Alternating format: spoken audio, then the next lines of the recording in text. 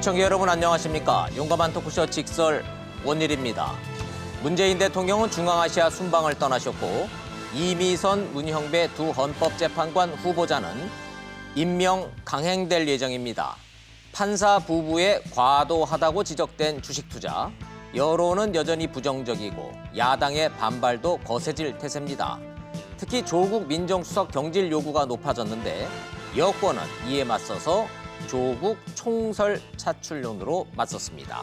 이 모든 게 꼭 1년 남은 총선 때문입니다. 여야 5당의 사활이 걸린 총선 D-1년. 정치적 쟁점과 정계 개편 움직임, 이 모든 게 연결된 변수들입니다. 샵 3698 유료 100원 문자 보내주시면 정치 패널들과의 토론에 직접 참여하실 수 있습니다. 직설 시작합니다.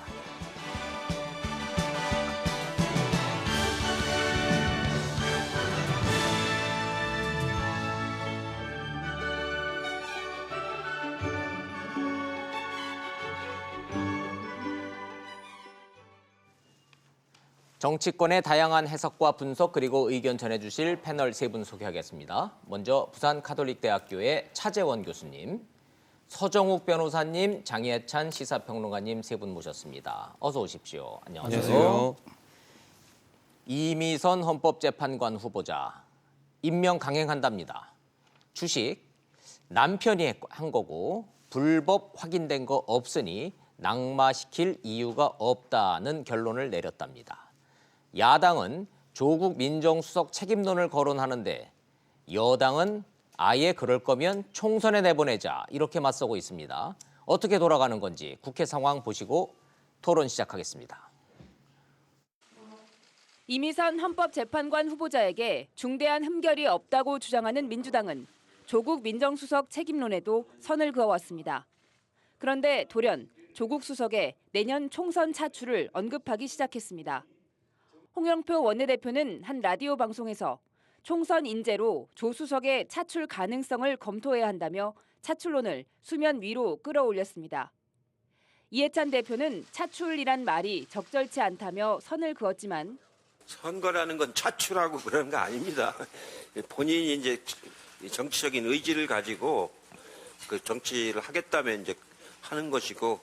내년 총선 조 수석이 부산, 울산, 경남 지역에서 역할해야 한다는 언급이 잦아지고 있습니다. 보수 야당들은 인사 검증 책임 물타기냐며 반발하고 있습니다. 청문 보고서 재요청을 청와대의 항복 요구서라고 일축한 한국당은 조국 차출론 띄우기 전에 책임부터 물어야 한다고 주장했습니다. 낭만 이후에 여의도로 오면 기스날까 봐 지금 오기 인사들을 계속 하는데 책임을 스스로 지고 물러난 다음에 오는 것이 훨씬 정치적으로도 맞는 이야기가 아닌가. 조 수석의 역할이 많이 남아있다는 청와대 입장을 생각하면 당장은 아니겠지만 보수 야권의 문책론에 총선 차출론으로 대응하려는 여당 움직임은 커질 수 있습니다. 국회 상황 정리한 내용 먼저 보셨습니다. 오늘 아주 핫한 주제를 가지고 저희 넷이서 토론을 한번 심도 있게 지켜보자 합니다. 그러고 봤더니 오늘 저희가 양복 색깔을 일부러 맞춰 입은 건 아닌데 색깔이 비슷하게 됐습니다. 다들 회색, 회색. 까만 것도 아니고 하얀 것도 아니고 정말 중간자적 입장에서 시청자의 눈높이에서 회색적 시각으로 이 사안을 어떻게 중도적으로 한번 좀 진행해 보려고 제가 노력을 해보겠습니다. 먼저 장예찬 평론가님, 어떻게 돌아가는 건지 사실관계만 시청자 여러분한테 설명만 간략간략하게 해주시겠어요? 첫째, 이미선 후보자는 임명 강행한다고 제가 방금 전에 말씀드렸는데 맞나요? 맞죠. 예, 변수 없죠? 문재인 대통령이 재송부 요청을 하지 않았습니까? 예. 18일을 기한으로 했고요. 왜 18일이냐? 그날 기존의 헌법재판관이 서기석 조영호 재판관의 임기가 만료되는 날입니다. 네. 그러니까 업무 공백을 두지 않고 문형배 재판관과 함께 이미선 재판관도 임명을 하겠다는 청와대의 뜻은 분명해 보입니다. 18일 날 끝나시는군요.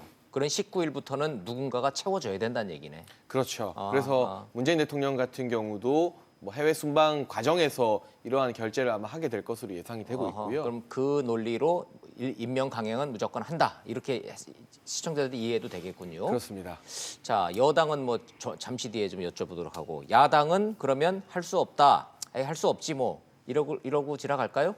그렇지는 않죠. 자유한국당이나 바른미래당 같은 경우는 이번 임명 강행에 대해서 매우 거세게 반발할 게 불보듯 뻔합니다. 예. 한국당 이미 15일에 검찰에 고발한 바가 있고요. 아하. 바른미래당 같은 경우도 금융당국에 조사를 의뢰하고 나섰습니다. 예. 그러니까 지금까지 국회 보이콧이나 파행이라는 단어는 나오고 있지 않지만 이미선 후보자의 임명 강행을 계기로 삼아서 4월 국회 역시 의사일정 합의가 안 되는 등 아마도 제대로 일을 하지 않는 정쟁이 매우 이제 강하게 대치되는 그런 국면이 펼쳐질 것 자, 같습니다. 두 가지만 여쭙게요. 4월 임시국회 이렇게 되면 뭐 진행된다 쪽보다는 냉각돼서 또 공전될 가능성이 커졌군요. 그렇죠. 제대로 된 법안이 저는 통과될 게 없어 보인다. 예. 문재인 대통령이 해외 순방을 가면서 두 가지 법안의 통과를 특별히 당부했습니다. 예. 그게 탄력 근로제 확대하는 법안과 최저임금 구조 이제 이중으로 개편하는 법안인데요. 네. 여기에 대해서도 모두 여야 간의 이견이 있기 때문에 4월 국회에서 가뜩이나 일을 해도 합의를 하기가 힘든데 이미선 후보자 임명 강행으로 전국까지 경색이 되어버리면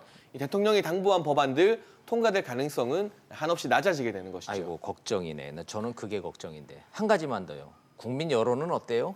국민 여론은 가장 최근에 발표된 여론조사가 리얼미터에서 드러난 예. 여론조사를 보게 되면요. 예. 부적격 여론이 적격이라는 여론보다 2배 이상 높습니다. 네. 특히 이 중에는 매우 반대, 그러니까 단순한 반대가 아니라 강한 반대를 하는 여론이 37% 정도 되더라고요. 이렇게 보면 최근까지 국민 여론은 이미선 후보자에게 호의적이지 않다. 그러나 정치권의 여론이 변한 게 아마 임명 강행의 결정적 배경이었던 것 같은데 네, 바로 이제 그 얘기를 하려고 하는 거예요. 국민 여론과는 별개로 정치적으로 이런 게 다 이유가 있기 때문에 오늘 저희는 그거를 뜯어보고자 하는 겁니다. 차재원 교수님한테 좀 여쭤봐야 되겠네요. 네. 저 여론조사 결과는 적극적인 해명이 나오기 전에 했던 여론조사이기 때문에 네. 본인 남편이 이제 적극적으로 해명했고요. 불법 없다라는 점을. 그리고 박지원 의원의 의견이 바뀌고 정의당이 입장이 바뀌고 이런 게 반영이 안 된 여론조사이기 네. 때문에 잠시 좀 더 뒤로 좀 차치하고 네. 정치권의 변화. 네. 여당도 처음에는 이거 아닌데 그랬는데 입장이 확 바뀌었고요. 네. 뭐 아주 적격이다 이렇게 바뀌었고 무엇보다 정의당도 지금 바뀌었고 요거 설명을 좀 부탁드리겠습니다. 어떤 논리입니까? 민주당의 입장에서는 아마 이미선 후보자를 둘러싼 여러 가지 의혹 자체가 아마 결정적인 한 방이 없다. 그리고 없다. 또 그러니까 법을 위반한 것은 아니다. 자 그럼 첫째 네. 뭐 아무리 들여다봐도 주식이 좀 많다라는 거 말고는 불법을 저지른 게 불법을 없더라. 저지른 것이 오케이 없다. 좋습니다. 그리고 또 하나는 이미선 후보자가 지방대학을 나왔고 그리고 또 지금 여성이고 예. 또 그동안의 재판관 시절에 그 판결한 내용을 보면 소수와 약자를 대변하는 듯한 그러한 판결을 많이 내렸다. 그렇기 때문에 이 헌법재판소의 다양성을 추구하기 위해서도 적임이라고 판단한다는 점이죠. 현재 그 재판관님들이 9분이시잖아요. 예. 그 중에 여성이 두 분이죠.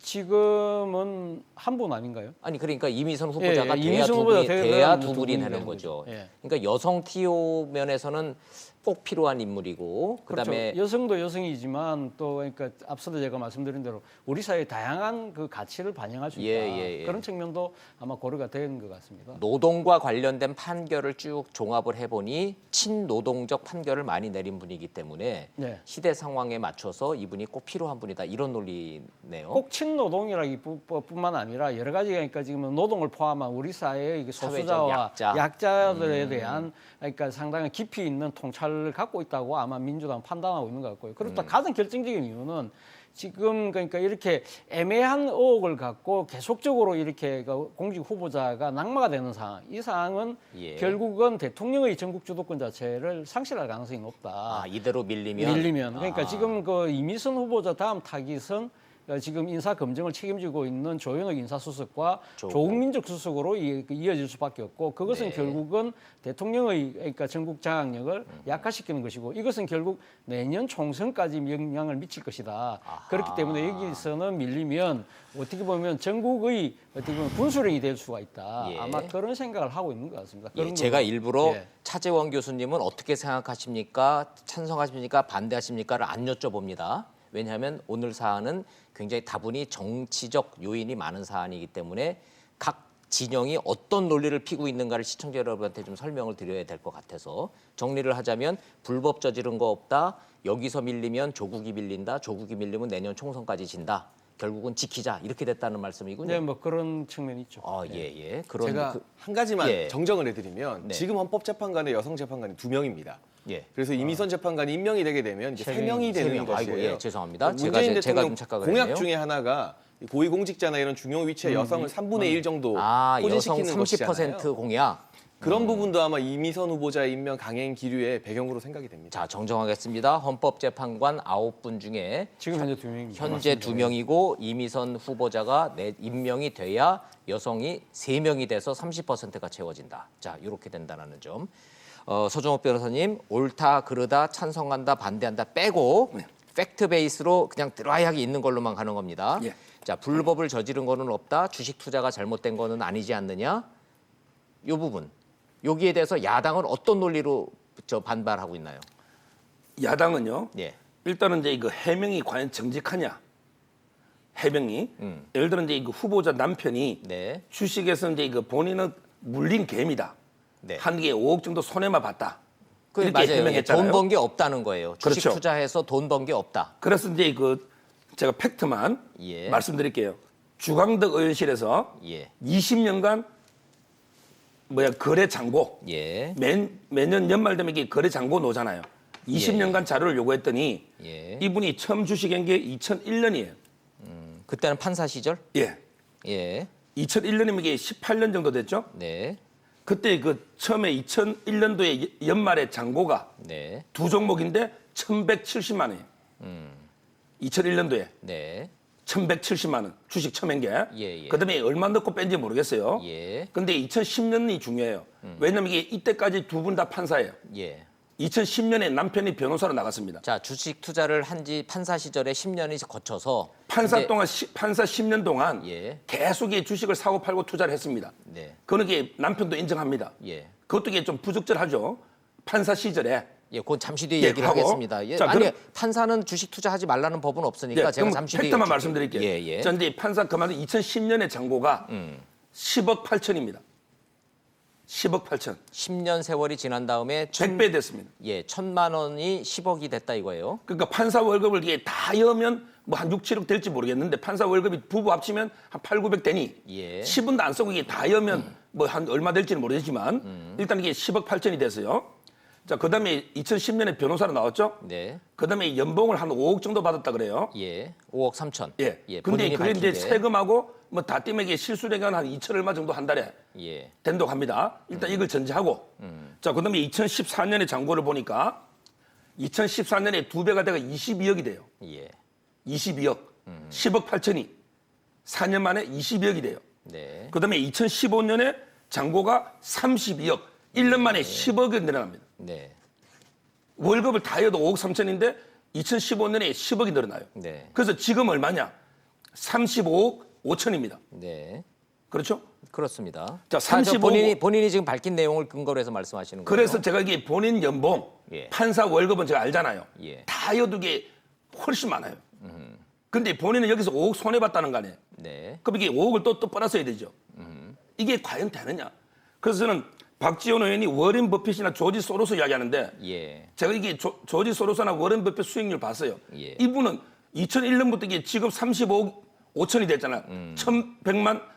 1170만 원을 시작해서 네네. 지금 이게 350배 난 거예요, 수익이. 예. 어떻게 조지 소로스보다 이게 비교합니까? 훨씬 낫지. 예. 그럼 이게 이 와중에 저는 이분이 또 중요한 게 옛날에는 한 15종목, 20종목을 똑같이 분산해서 예. 투자했어요. 예. 안정하게. 예. 주식할 때 가장 중요한 게 계란은 한 바구니에 담으면 안 돼요. 네. 이 교훈 있죠. 근데 지금 이분이 OCI 특허 했잖아요. 네. 변호사 할 때. 근데 그때부터 이 테크 건설하고 삼광 글라스 있잖아요. 네. 이쪽으로 이게 거의 한 종목에 편중해서 거의 몰빵 가까이, 몰빵은 아니지만 한 종목에 편중합니다. 네. 본인의 투자 성향은 옛날에는 안정지향적인데 예. 근데 왜 갑자기 어느 순간에 공격적인 투기 성향으로 이게 1등급 바뀌었잖아요. 예. 그렇다면 이게 확실한 내부 정보 없이도 가능할까? OCI 계열이 이테크 건설과 상관 글라스잖아요. 예. 이런 게 합리적 의혹이 있는 거예요. 자, 그 대목은 이제 의혹 부분이에요. 그래서 자유한국당이 결론은 예. 금융위에 바로 이제 조사를 의뢰한 이런 사안입니다. 검찰에 고발을 해서 예. 그 대목부터는 요거는 좀 저 의혹이 있으니 조사를 좀 해보자라는 게 야당 공세의 본질인 거고 예. 처음에 20년 전에 1,100만 원으로 시작을 해서 지금 35억까지 간 것은 주식을 통해서 부를 증식해 왔기 때문에 손해봤다라는 거는 사실관계가 다르다라고 주장을 하시지만 제가 이해하고 있기로는 오충진 변호사의 해명은 앞에 돈 번 거는 빼고 이른바 OCI라고 하는 그 몰빵을 했던 그 주식 자체는 이번에 문제가 된 그 주식은 20% 이상 손실을 봤다. 이 주장을 좀 하고 있기 때문에 그렇습니다. 약간 결이 좀 다르긴 해요. 자, 차재원 교수님. 네. 자, 두 가지 근본적인 질문이 좀 생깁니다. 네. 첫째, 판사는 월급 받아서 주식 투자해서 주식을 부를 증식하면 되는가 안 되는가? 되는 거 아무 문제가 없는 것 같기도 하고 일반 국민 입장에서 봤을 땐 그래도 판사인데 괜찮은가? 이런 두 가지 양면성이 이중성이 존재합니다. 요거 어떻게 해석을 하고 있습니까, 정치권에서? 지난번 그러니까 청문 과정에서 금태섭 민주당 의원이 한 이야기가 있습니다. 자신이 금태섭 의원이 검사 출신이지 않습니까? 예. 자신이 검사가 될 때는 판검사 정도가 되면 사회적 상당히 도덕성을 요하는 사람들 입장에서 본다고 한다면 이렇게 주식을 사서는 안 된다고 자기는 배웠다고 이야기를 했거든요. 근데 그게 그냥 선배들이 그러면 안 된다는 그런 거예요. 이야기한다는 그러니까 그 사회, 그러니까 이거 판검사 사회의 알게 모르는 나름대로의 도덕적 불문율이랄까요. 불문율. 그런 건데 예. 그러나 이 지금 법과 규정에 따르면 판사가 그러니까 주식을 그러니까 해서는 안 된다. 소위 말해서 공직에 있으면서 이해 충돌이 발생할 가능성이 있기 때문에 예. 법으로나 내부 규정으로는 하지 말아라고 이야기한 그 규정은 없다는 겁니다. 자, 그러면 그렇다고 한다면 법도 없고 규정도 없어요? 법도 없고 규정도 없는 것이죠. 예. 그렇다고 한다면 판사의 재직을 하면서 예를 들면 자신의 그 업무 시간이 아닐 때, 예를 들면 점심 시간 정도를 이용해서 주식을 투자하는 부분에 대해서는 크게 비난할 수는 없지 않을까. 그것이 민주당의 이야기고 오충진 네. 변호사도 본인이 판사 재직 시절에는 그러니까 지금 업무 시간을 이용을 해서 그러니까 주식 거래를 한 적이 없다. 그렇게 지금 주장을 하고 있고요. 그리고 또 지금 당장 후보자 이미선 후보자 같은 경우는 본인 명의로 주식은 거래되었지만 네. 그것은 남편이 전적으로 다 했기 때문에 본인의 업무 시간에는 오롯이 재판 업무에만 전념을 했다. 그렇기 네. 때문에 이 큰 문제는 없다고 주장을 하고 있는데 어제 주광덕 의원이 그 이야기를 했어요. 그러니까 지금 업무 시간 이외에도 했다는 걸 몇 가지를 지금 밝혀냈는데 그 부분에 대해서는 아직 오충진 변호사의 해명은 없습니다. 만약에 그 주광덕 그 의원의 주장대로 오충진 변호사가 판사 시절에 그러니까 업무 시간 내에 과도하게 주식 투자를 했다고 한다면 이거는 상당히 지금 그 법률 그러니까 내부 규정상 이거는 아마 상당히 일탈한 측면이 분명히 있다. 그렇지만 지금은 또 그분은 지금 옷을 벗고 나간 상황이기 때문에 네. 그리고 당장 또 후보자가 아니잖아요. 그런 부분들에 대해서 과연 이미선 후보자의 자격 여부를 논하는 네. 것까지 연기할 수 있느냐는 대목은 또 다른 논의의 차원인 것 같습니다. 네네.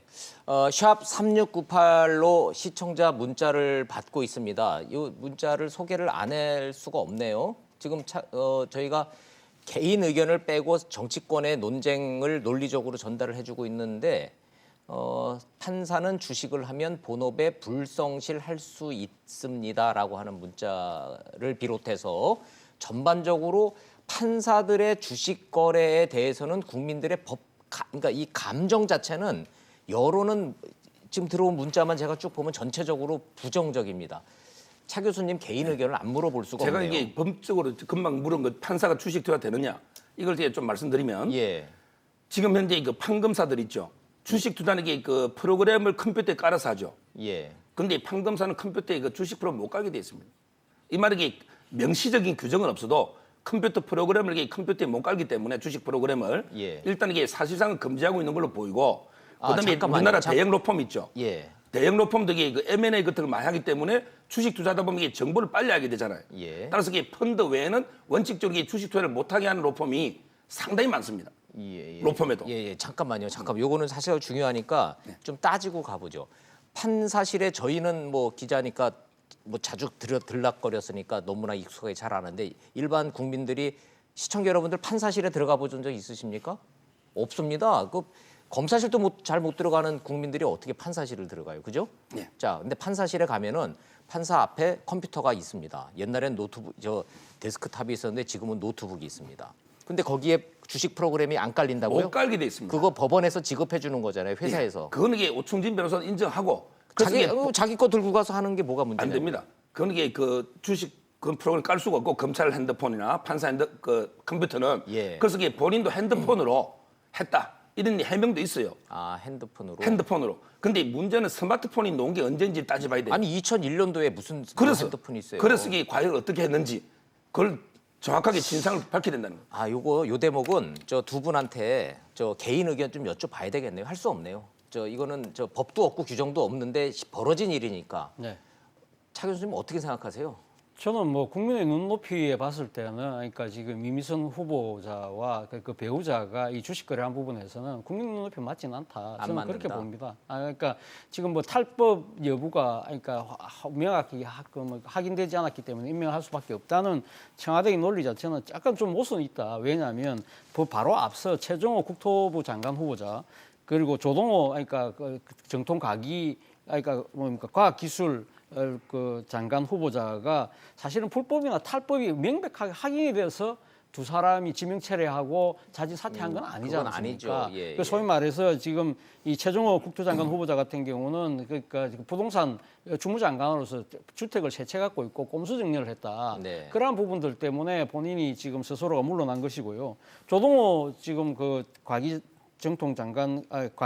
장관 후보자 같은 경우도 아들의 호화유아 그리고 또 부인과 함께 출장을 핑계로 해서 일종의 외유를 다녀온 그리고 또 뭐 그런 부분들 때문에 지명 철회가 된 거 아닙니까? 그런 부분들을 본다고 한다면 과연 이미선 후보자가 지금 아까 말씀하신 것처럼 이 주식 그러니까 업무 시간 내에 주식 부분에 대해서 상당히 그것이 맞다고 한다면 소위 말해서 주객이 전도된 상황이지 않습니까? 네, 그렇다고 한다면 그것이 과연 맞느냐? 그리고 또 하나는 앞서 뭐 특정 주식에 상당히 많이 지금 이렇게 샀다. 뭐 그 자체가 일종의 미공개 정보를 이용한 가능성이 있다. 그래서 지금 야당에서 검찰에 고발한 사안이라고 한다면 이렇게 의혹이 지금 명확하게 드러나지 않은 상황에서 임명을 강행하는 게 맞느냐. 그리고 특히 저는 또 앞서 그 법원 내에 그 윤리 규정은 없다고 하지만 예를 들면 오충진 변호사 같은 경우는 본인이 특허법원 판사를 했어요. 예. 그럴 때도 상당히 그 관련된 주식들을 샀다는 의혹이 있지 않습니까? 네. 그런데 반면에 특허청 직원들 같은 경우는 절대 주식을 투자할 수가 없는 거거든요. 물론 그러니까 특허청 내에는 내부 규정이 있지만 특허법원에는 그 규정이 없기 때문에 가면 그래서 모든 걸 면제해 줄 수 있느냐. 이것은 제가 생각했을 때는 이 국민이 지금 헌법재판관에게 바라는 높은 도덕성의 차원에서 봤을 때는 그 배우자의 명의로 했다고 하더라도 이미선 후보자와 개입된 것이라고 한다면 소위 부부가 경제 공동체라고 한다면 거기에 대한 책임은 이미선 후보자가 지는 것이 맞는 것이 아닐까. 명확하게 좀 입장을 여쭤보죠. 그 불법이 드러난 거 없는 거는 맞죠? 지금 현재까지는 맞습니다. 예, 현재까지 뭐 불법이라는 정황이나 증거가 드러나는 건 없는 거는 맞습니다. 네. 그런데 사실관계를 떠나서 차재원 교수님의 개인 의견도 판사의 주식 투자 자체는 뭐 이렇게 논리적으로 잘 설명이 되지 않는다 이런 그렇죠. 의견이시네요. 예, 아주 뭐 그 구구한 변명으로 들릴 공산이 예, 크고 예. 많은 국민들은 그렇게 알아듣고 있는 것 같습니다. 그래요. 예. 장혜찬 평론가님, 그 다 떠나서 남편이 한 거잖아요. 내가 한 게 아니잖아요. 남편이 한 거고 남편은 공직자가 아니지 않습니까? 내가 공직자인데 이미선 후보자가 내가 공직 후보자인데 남편이 한 걸 가지고 내가 과도하게 이 자격과 헌법재판관으로서의 자격 여부를 떠나서 남편이 한 주식 투자를 가지고 이렇게까지 시달리는 것이 과연 맞는 거냐. 불법도 아닌데. 본인 명의로 투자가 계속 진행이 되었어요. 그 투자를 전적으로 남편이 주관했다고 하지만 그러나 남편이 했기 때문에 문제가 없다는 논리가 성립해버리면 앞으로 고위공직자 청문회 할 때마다요. 뭔가 이상한 재산 증식 과정, 부동산 투기 의혹이나 주식 투자 의혹이 불거질 때 이거는 남편이 시켜서 했습니다. 우리 아내가 시켜서 했습니다. 또 우리 부모님이 하라는 대로 산 것뿐입니다. 이렇게 해명하고 떠넘겨버리게 되면 모든 청문회의 어떤 청문 검증 논리 자체가 다 무력화될 수 있는 사안입니다. 정상 참작은 할 수 있지만 남편이 주관했다고 해서 그것이 후보자 개인의 문제가 완전히 아니게 되는 것은 절대 아니다. 기본적으로 본인의 명의로 투자를 한 것이기 때문에.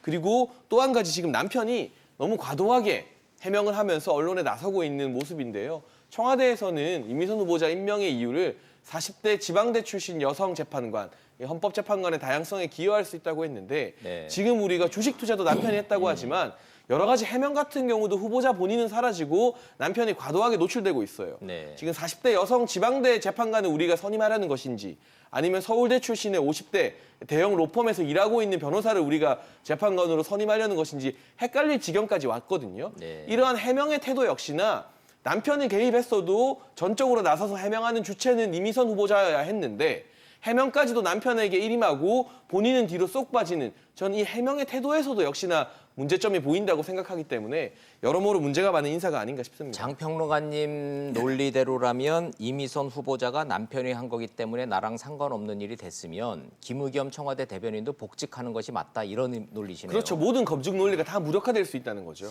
아, 예. 제가 이게 불법이 없다고 하시는데요. 예, 일단 이게 팩트부터 말씀드리면 예. 2010년까지는 이제 오충진 변호사가 자기 명의로 다 했어요. 예. 근데 변호사 나오고 2011년도에 예. 처음으로 이제 이거 이미선 후보자로 SOL 5천조 해가지고 2억 7천만 원을 합니다. 예. 2011년도에 2011 년이에요. 2억 7천만 원 SOL 5천주. 예, 그때는 이미선 후보자는 판사 시절이고요. 예. 남편 오충진 판사는 옷을 벗고 로펌으로 옮겨서 변호사 시절이 된 거예요. 그렇죠. 예. 자, 그때부터 이제 그 부인 명의로 해서 예. 지금 현재 부인 명의 주식이 6억 얼마가 있어요. 예, 이번에 다 매각했죠. 팔아쯤에 예, 장고는 이선이. 예, 자, 그럼 예. 이게 한번 봅시다.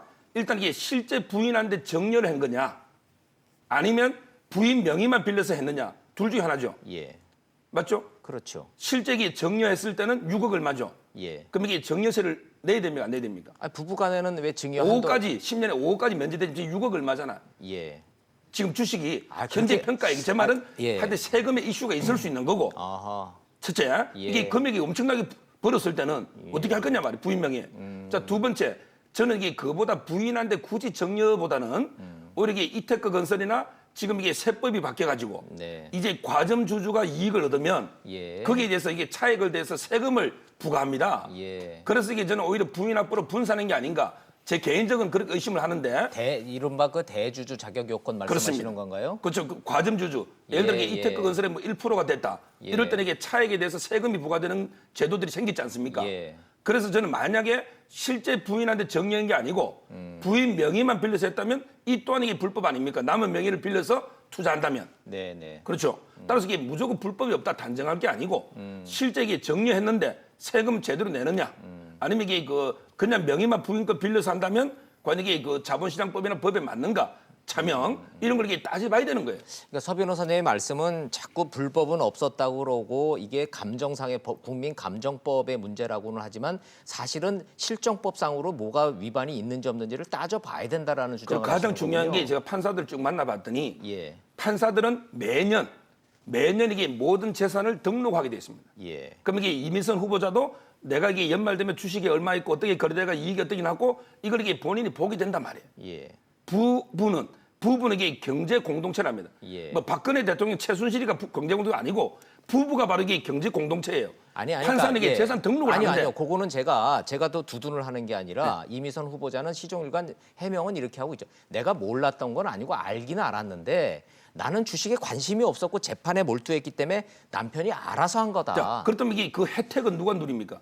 주식이 부인 명의 계좌 늘어나서 6억이 됐다. 예. 주가 올랐다. 그럼 이게 그 혜택은 이민선 후보자가 누리는 거 아닙니까? 혜택을 누린 게 없이 재판에만 몰두하셨다는 거 아니에요? 근데 지금 주가가 많이 올라가 6억 얼마 됐잖아요. 근데 본인은 몰랐다고 제 말은 부인하냐 말이에요. 좋습니다. 예, 아니, 서정호 근데 지금 서정호 변호사 말씀을 들어보면 마치 하니까 그 탈법과 불법이 완전 기정사실인 것처럼 말씀하시는 예, 제가 거예요. 지금 그 얘기를 이거는 그 얘기를 좀 하려고 하는 다툼의 겁니다. 여지가 있다는 거죠. 예, 그래서 예. 앞서도 제가 말씀드렸지만 명확한 현재까지는 거는 명확한 탈법과 불법은 나온 게 없어요. 건 없다는 거죠. 예, 예. 그렇기 때문에 그런 의혹이 있는 과정에서 지금 그러니까 이 임명을 강행하는 부분은 국민의 눈높이와 낫지 않다는 이야기를 드린 겁니다. 자, 여기서 잠깐만 좀 쉬어가겠습니다.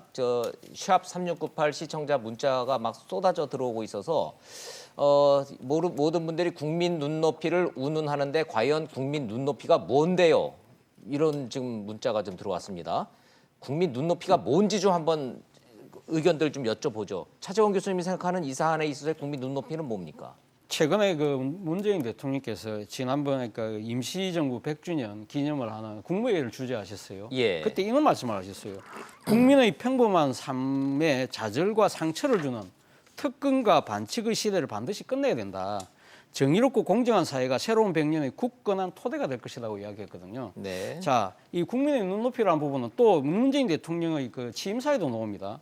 낮은 자세로 국민과 눈높이를 맞추는 대통령이 되겠습니다고 이야기를 했습니다. 그렇다고 한다면 아마 문재인 정부가 이야기하는 그러니까 지금 그 국민의 눈높이라는 것은 국민의 평범한 삶에 좌절과 상처를 주는 네. 그것은 되어서는 안 된다는 겁니다. 그럼 이미선 후보자는 자, 근데 평범한 문제는 삶에 물론 그러니까 상처를 주는 특권과 반칙이라는 부분이 지금 민주당은 아니라고 주장하는 부분이고. 그렇죠. 예, 근데 예, 지금 예. 다수의 국민들은 여론조사를 보면 예. 물론 지난 주말 상황은 반영되어 있지는 않지만 그것이 자신의 평범한 삶에 상당한 상처와 좌절을 준다고 판단하고 있다는 것이죠. 네, 네. 이 간극을 과연 그러면 집권 세력은 어떻게 판단할 것인가? 예, 예. 이 부분에 있어서 저는 문재인 대통령이 이 국민들과 소통하겠다고 이야기를 했던 것이 초심이라고 한다면 그 초심을 이제는 들여다볼 시점이 된 것이 아닐까라는 생각을 해봅니다. 아, 예, 예. 차재원 교수님이 생각하는 국민의 눈높이에 대해서 얘기를 해주셨습니다. 참고로 장혜찬 평론가한테 여쭙기 전에 오늘 제가 얼뜻 생각나서 말씀드리는데 오늘 발표된 통계 중에요. 대한민국 소득 1위부터 맨 꼴찌를 일렬로 5,100만 명을 쫙 줄 세워서 했을 때 딱 가운데에 있는 평균 말고요. 가운데에 있는 국민 소득이 얼마라고 생각하십니까? 명확한 숫자는 기억 안 나지만 400 몇십만 원이랍니다. 4인 기준. 400 몇십만 원 소득이 있으면 내가 대한민국 소득의 딱 가운데에 있구나라고 생각하시면 된답니다. 장혜찬 평론가님은 그보다는 더 위신가요? 아래신가요? 대답하지 마십시오. 뭐 네, 사생활이니까. 예. 물어보시니까 자, 대답을 해야 될 것 예, 예. 같아가지고. 자, 이런 국민 눈높이가 있다라는 질문을 하기 위해서 그런 겁니다. 자, 이 국민 눈높이가 다분히 본인들의 국민 여러분들의 주관적 개념인데 장혜찬 평론가가 생각하시는 국민적 눈높이로 봤을 때 이미선 후보 부부 판사의 주식 어때요? 저는 국민 눈높이가 단순히 뭐 내 소득보다 많냐 주식이 적냐가 아니라요. 우리가 고위공직자 특히나 헌법을 수호해야 될 재판관에게 요구하는 도덕적 기준의 눈높이를 좀 말씀드리고 싶은데 불법이냐 합법이냐 여부를 떠나서 오얏나무 아래에서 갓근 고쳐 매지 말라는 말이 있잖아요. 우리 국민이 바라는 눈높이는 최소한 불법이 아니더라도 오얏나무 아래에서 갓근을 안 고쳐 매는 그러한 분별력과 윤리성을 가진 사람이 아닐까 싶어요. 예를 들면 제가 방송에 나와서 정치 이야기를 막 하는데 그 전날 특정 정당 정치인들과 밥 먹고 골프 치고 나와서 그 다음날 방송 나와서 이야기하면요. 불법은 아니죠. 그렇지만 한쪽으로 기울어진 이야기를 할 가능성이 높아지는 건 아니겠습니까? 저는 그런 게 국민 눈높이에 안 맞는 오해를 살 수 있는 기준 같아요. 이 이미선 후보자 부부 같은 경우도 아직까지는 명백한 불법 사안은 나오지 않고 있지만 본인이 재판으로 맞거나 특허법에 근무하면서 알게 된 관련이 있는 기업의 주식을 과다하게 보유했다는 점. 그렇다는 것은 이게 불법이 아니더라도 헌법재판관이 될 만한 그러한 기준, 윤리성이라던가 자기 관리에서는 좀 부족한 부분이 아닌가. 그 부분에 있어서 국민적인 여론조사도 부정적으로 나오는 것 같습니다. 이해찬 대표가 오죽 답답하셨으면 청와대 그 검증 기준 7가지 중에 이제는 국민 눈높이 그 기준도 좀 하나 놓으면 어떻겠냐라고 이해찬 대표도 얘기를 하셨으니까 국민 눈높이는 제가 이게 눈높이 말씀드리면요. 예. 이분이 왜 지명되냐면 노동 전문가로 지명된 거예요. 맞아요. 예. 5년간 예. 노동. 예. 그다음에 거기에- 남편은요. 예. 남편도 이게 자수성가한 분이에요. 부인에게 이발사의 딸이죠. 네. 남편도 이게 그 서울대에서 민주법학연구회 NLPD 할 때 PD 계열 운동권 출신으로 정말 이게 노동운동 하던 맞아요. 집안이 전부 이게 우리법 연구회 민변 이런 분이에요. 네. 이렇게 노동운동 하는 분이 진보적 성향인 거는 맞아요. 그렇습니다. 그런데 이런 재벌 주식 가장 자본주의적인 주식을 통해서 35억 5천까지 불렸다. 이게 과연 국민 눈높이냐는 거예요. 노동운동하는 사람이 뭐 이게 자본운동하던 사람이면 또 모르지만 노동자의 이익을 대변하는 사람이 주식 투자를 계속해서 그만큼 이게 불렸다는 문제. 그리고 이분이요. 뭐랬냐면 이게 내가 차라리 강남에 35억짜리 아파트 하나 사놨으면 요거 안 얻어먹을 텐데 주식에서 이게 요거 얻어먹는다 이랬잖아요. 네. 근데 이분이 강남에 아파트 있어요. 8억 2천. 8억 2천. 그럼 이게 아파트 두 채 사면 국민 눈높이 맞습니까? 35억짜리가 이분에게 그러면서 자기는 물린 개미라고 계속 그래요. 예. 아니 35억이 개미입니까? 또 이게 이분이요. 그거면 이게 예금도 본인 배우자 2억 얼마씩 예금도 있죠. 그다음에 자제분도 예금이 많아요. 예. 자녀도. 예. 그래서 이게 총재산 아들까지 하면 이게 46억이 넘어요. 신고 재산만. 예. 이런 거 손에 뺀 거 이게 국민 눈높이입니까? 따라서 이게 지금은 돈과 권력, 명예를 동시에 가지는 시대가 아니고 참고로 이게 문영배 있죠. 예. 다른 한 분. 예. 이분에게 본인 그 배우자 다 합쳐가 6억 얼마예요. 이게 판사로서 벌 수 있는 최대한의 재산입니다. 네. 지금 이게 우파 중에도 즉 보수 중에도 재산이 많아서 낭만 분이 많아요. 훌륭한 분들 중에도. 따라서 이게 저는 아까처럼 국민 눈높이도 중요하지만 이분이 노동을 계속 해왔던 강조해왔던 이게 더 부적절하다는 거예요. 예, 예. 아니, 김명수 근데 대표. 저는 서정욱 변호사님 그 말씀은 사실 좀 동의하기 어렵네요. 그러니까 앞서 뭐 35억짜리 그러니까 강남에 아파트를 사야 되는 거 아니냐. 그거는 정말 저는 부적절하다고 예, 그건 보지만 부적절했어요. 그러나 예. 과거 학생운동, 그러니까 학생 시절에 그러니까 대학 시절에 노동운동을 했고 그리고 또 지금 후보자 같은 경우는 노동 전문 재판관을 오래 했다고 해서 주식 투자를 해서는 안 된다는 식의 논리로 이야기가 지금 비약되고 있다고 한다면 그건 네, 정말 위험한 논리라는 생각이 감사합니다. 듭니다. 제가 그 질문을 그 논리의 오류를 잡아서 역공하는 질문을 드리려고 했는데 차 교수님이 말씀 잘해주셨네요. 아니 제가 좀 듣기가 상당히 거북해서 예, 예. 아니 이건 제가 잠깐 거북하- 반박을 네. 해야 되니까 저는 이게 펀드라든지 우량주를 장기 투자하는까지 주식 투자를 막는 게 아니고 아까처럼 이게 OCI 자기가 특허하면서 종목을 수없이 바꾸면서 단타로 이렇게 했잖아요. 얼마나 이게 거래 종목이 많습니까? 그리고 이게 연관되는 이런 걸 지적하는 거예요. 좋습니다. 자, 첫째, 운동권 출신이고 진보적 성향이고 진보면은 주식 거래를 하면 안 된다라는 건 그건 말이 안 되는 논리인 거고. 그러면은 진보 성향이고 운동권 출신이면은 삼성전자고 현대자동차 뭐 블루칩만 사야 됩니까? 그것도 말이 안 되는 주장인 것이고. 자, 지금 이 민주당에서 이게 처음에는 이상하다고 그랬지만 지지한다라고 했던 그 논리 중에 하나가 바로 이겁니다. 주식 투자를 많이 했다라는 이유만으로 낙마를 시키면 국민들한테 아, 주식 투자는 부도덕하고 나쁜 거구나라는 잘못된 인상을 줄 수 있다라고 최운열 의원이 얘기를 했습니다. 이거 제 얘기가 아니고. 요 논리는 어떻게 생각하세요? 같은 논리로 보면 저는 아니 근데 예. 최운열 그러니까 저 의원이 이야기한 부분은 저는 뭐 상당히 맞는 이야기라고 봅니다. 예. 그런데 문제는 지금 고위공직을 지금 담당해야 될 후보자가 예를 들면 자신이 그러니까 업무와 관련된 이해 충돌이 발생할 수 있는 상황에서 주식을 했다는 의혹. 예. 그리고 또 자신의 본업을 제껴놓고 다른데 지금 그 딴 눈을 팔면서 자신이 호주머니를 채우기 위하는데 자신의 모든 걸 쏟았다고 한다면 그거는 국민에 대한 공직자로서의 의무를 저버린 거 아니겠습니까? 네, 네. 그리고 또 하나는 내부의 그런 여러 가지 정보들을 이용해서 지금 못하도록 다른 그 부처는 상당히 엄격한 도덕 기준을 갖고 있는데 그것이 없다고 해서 나는 아무런 문제가 없다는 식으로 이야기하는 것은 말 그대로 일종의 내로남불식 행태다. 국민들이 분노하는 부분은 주식을 사서 그러니까 정확하게 세금 내고 네, 네. 그러한 부분들을 요구하는 것이 아니라 지금 문제는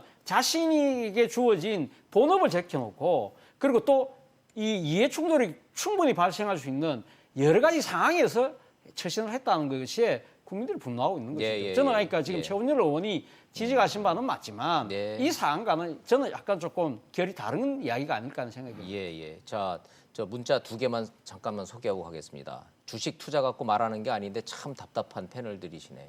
이런 얘기 나오고 있고요. 그러니까 시청자 여러분들은 아시는 겁니다. 논란이 주식 투자를 했느냐 안 했느냐가 지금 국민들이 지적하고 있는 문제의 본질이 아니라는 점 요구하고요. 저 사회자는 정말 사회자 맞나요? 왼쪽 패널 같은데요. 저를 비난하시는 문자도 좀 들어와 있습니다. 죄송합니다. 제가 이제 그 서정욱 변호사님하고 자꾸 질문을 드리다 보니까 여권의 논리에 대한 그 질문을 드리다 보니까 이런 이제 그 비난도 받습니다. 민주당 대변인 같은 앵커는 사과하라라는데 제가 민주당 대변인 역할을 지금 하고 있는 게 아닙니다. 예. 자, 좋습니다. 저 조심하겠습니다. 자, 그래서 다음 페이지로 좀 넘어가 보죠. 그래서 정치권은 이런 논란에도 불구하고 임명 강행을 하겠다고 하니까 이 검증 책임지는 조국 민정수석 책임져라. 이 얘기가 지금 끊이지를 않고 있습니다.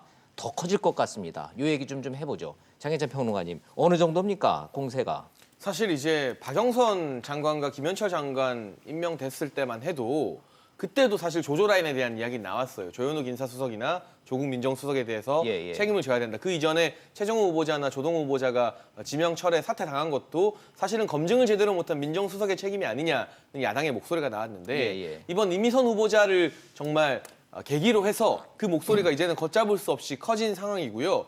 오죽하면 여당에서도 과거처럼 조국 수석에게 단순히 문제가 없다, 인사검증 잘못이 아니다라고만 막기에는 이제는 논리가 좀 옹색해진 게 아닌가. 그래서 저는 이 총선 출마론이 지금 군불이 확 떼지고 있는 게 오히려 여당발 역공이라고 생각을 합니다. 누가 봐도 인사 검증에서 국민 정서를 고려하지 못한 미비한 검증이 있음은 분명해 보이니 그렇다면 다가오는 총선에서 아예 선수로 내보내서 국민들의 심판을 받게 하겠다. 방어적인 태도로 나오는 게 아니라 공격이 최선의 방어라고 하잖아요. 그런 차원에서 여당이 지금 조국 수석의 차출론까지도 꺼내게 되는 그러한 상황이 온 것으로 보여집니다. 더 심해질 거라고 보시는군요. 그렇죠. 예. 저는 이게 아주요. 예. 자, 조국 민정수석이든 그다음에 김형년 법무비서관 있죠. 예. 이분들의 역할이 뭡니까? 역할들에게 그 후보자를 검증하는 게 역할이죠. 예. 후보자를 이렇게 변호하는 게 역할 아니잖아요. 근데 김영년 이분이요. 예. 오충진 한대에 전화해서 이렇게 당신이 적극 해명해라. 뭐 이게 페이스북에 바로 개설해가지고 해명해라. 이렇게 코치까지 해주고 있지 않습니까? 아니 잠깐만요. 그 부분은 그런 의혹이 한국당에서 제기가 됐지만 사실관계가 확인이 됐나요? 그거는 그런 의혹이 나온 페이스북이 거죠? 예. 그날 이게 개설된 건 맞고요. 예, 그건 거기에 팩트죠. 글을 갖다가 처음에 2개에서 나중에 몇 개 더 올렸고요. 예. 그다음에 조국 수석이 카톡으로 그거를 이게 퍼날렸다는 거 아닙니까? 예, 아니 퍼날른 거는 팩트고 예. 개설한 거는 팩트인데 중간에 청와대에서 이런 코치를 했다 조언을 했다는 한국당의 이제 의혹 주광덕 의원의 제기였지. 주장에 의하면 일단 이게 주장이니까. 전화해서 네. 그렇다면 이게 저는요 민정이라는 건 이게 후보자를 엄격하게 검증을 해야지 예. 왜 후보자를 이렇게 비호하고 변호하는 겁니까? 이번에 만약에 임명 강행하면요 예. 물론 이게 뭐 조국도 지키고 또 이게 헌재도 지금 우리법 연구에만 4명째입니다. 이번에 네. 둘 다 임명되면 네네. 이게 헌재도 장악하고 이게 조국도 지키지만 예. 그렇게 민심과 계속 역주행하면 민심을 잃게 되고 그다음에 야당의 협치를 잃게 되는 거예요. 이렇게 되면 이게 개혁 입법 통과 힘들거든요. 따라서 이게 저는 이미선 강행해서 훨씬 이게 얻는 덕보다는 실이 훨씬 많다. 이런 말씀. 네. 자 여기서도 잠깐만 쉬었다 가겠습니다. 문자 중에 집 없는 나도 부동산이 없고 이자 없는 예금 대신에 주식 투자합니다. 이것도 잘못된 건가요? 뭐 시청자 여러분들이 잘못한 건 아무것도 없죠. 저희는 지금 주식 투자를 갖고 문제 삼는 게 아니라 판사 출신들이 헌법재판관 후보자 부부가 했던 과도한 주식 거래가 공직자로서 타당했느냐 안 했느냐 이거를 따지는 거지. 시청자 여러분들은 얼마든지 하십시오. 그 주식 투자하는 거는 그건 뭐 자본주의의 꽃입니다. 맞죠, 차 교수님? 제 네, 얘기가. 맞습니다. 저도 예, 앞서 그렇게 그런 취지로 말씀드렸고요. 좋습니다. 자, 예. 그래서 차 교수님, 자 조국 경질 뭐 이렇게 공세가 심해지는 거는 이제 여기서 뭐 다 아는 얘기니까 그만하고 네. 결론적으로 조국 수석 경질될 가능성 제로다라고 저는 질문을 드리고 싶은데 설사 조국 수석이 떠난다 하더라도 경질의 모습은 아니겠죠. 아니죠. 예. 자, 그래서 예. 느닷없이 예. 경질은커녕 총선 내보내자 소리가 나와요. 예. 이거는 뭐 행간의 뜻이 뭡니까? 저는 뭐 지금 조국 수석을 둘러싼 논란 자체가 일종의 그러니까 이 우리 오래된 옛날 정치 문법에 따른 그러니까 일종의 예견과 관측이 아닐까 하는 생각입니다. 그게 뭘까요? 그러니까 지금 그러니까 이런 식으로 상당히 공세에 그러니까 야당의 수세에 몰릴 경우에 그렇다고 한다면 이 해당 수석을 일종의 명분 그러니까 테러의 명분을 열어주는 그런 모습으로 할 수 있다. 또 하나는 상당히 야당의 공세를 받고 있기 때문에 오히려 상당히 유수의 관심을 모으고 있기 때문에 그 사람을 총선에 내보낼 경우에는 상당히 정치적인 영향력이 극대화될 수 있다. 예, 그런 정치적 공학적 생각으로 그렇군요. 지금 조국 수석의 거취를 보려는 그러니까 이 지금 일종의 과맹이랄까요? 이 그런 관성이 아마 지금 이 조국을 둘러싼 여러 가지 논란에 녹아 있는 것이 아닐까 하는 생각인데 제가 생각했을 때는 결론적으로 말씀드리면 조국 수석은 내년 총선에 출마하지 않을 거라고 저는 장담합니다. 근거는요? 근거는 사실은 어떻게 보면 조국 수석 입장에서는 아마도 문재인 대통령의 그 모델을 아마 머릿속에 두고 있지 않을까 하는 생각이 듭니다.